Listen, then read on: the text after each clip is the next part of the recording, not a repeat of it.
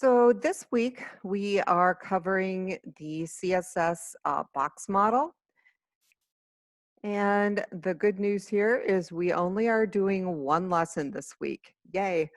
The box model actually, there's two different ways of doing it. There is a traditional box, and then there's something called a flex box. Flex box is one of the responsive formats that we cover in this class, and you will learn how to lay out pages using both formats. So you definitely are going to want to start with reading the pages in the book and then going through the lecture demo. Oops, wrong one. Because the lecture demo is going to give you a lot more background on what exactly is a box and how are the boxes created. So we go through discussing first what a box is and kind of the whole concept of a container box or a parent and a child. Okay, what are those? And then we get into the box models, the two different types. And the difference between them is primarily CSS. Okay, so we use one set of CSS for traditional box and a whole nother set of CSS commands for Flexbox. And this section talks about a traditional box. And then further on down, we get into a flexible box model, which is just called Flexbox. You will also learn how to position content. Typically, content is relative, which means it's kind of relative to the spot that it falls in the code. But there is a way that you can absolutely position things on a page where you very specifically say where you want the content to lay. So you are going to learn about positioning as well.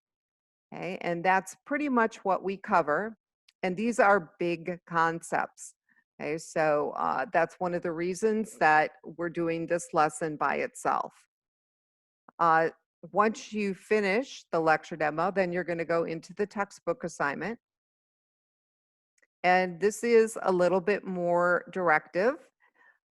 You are going to start by creating a folder and downloading the files. And I give you a little starter CSS file. And so we kind of start with a traditional box. And I've got lovely farm animals for you. And then we take the traditional box and we convert it into a flex box.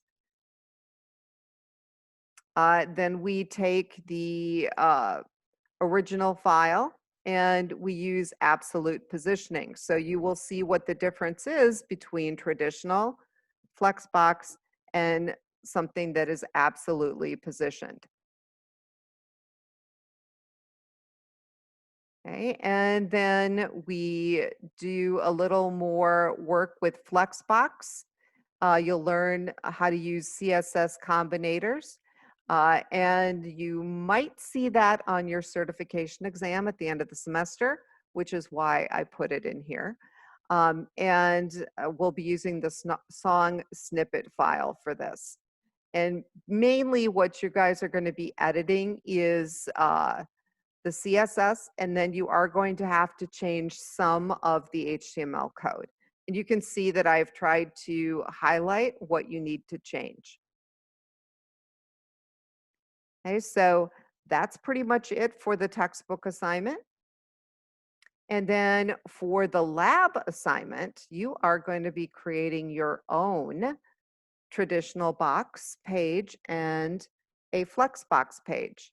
I would use the same content for both because the only thing that you have to change is the CSS. Okay, so part one is creating a traditional box. And this is kind of a skeleton that you could actually use. I do have an example. This is a page that the CIT department actually used. at an exploration day. And let me see if I can pull that off. And if I change the size, you can kind of see what it does. Okay, so this is traditional box.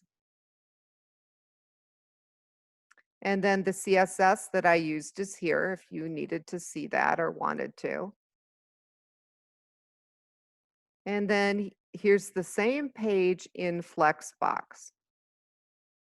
So I just took the same content, but I made it a flexible box. And right away I can tell it's a Flexbox because in Flexbox, the sizing of the boxes tends to change.